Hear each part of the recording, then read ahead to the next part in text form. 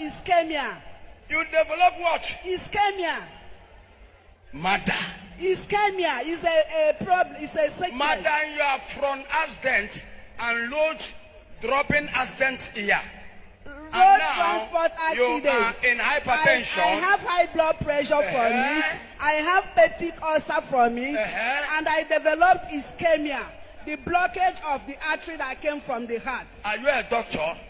I am not, but I went to the lab and it was shown to me. The way you are explaining all those things, you say you have chemia. I have ischemia. Ischemia. Yes, sir. Ischemia. Yes, sir. What is ischemia now? Ischemia. Ischemia is a blockade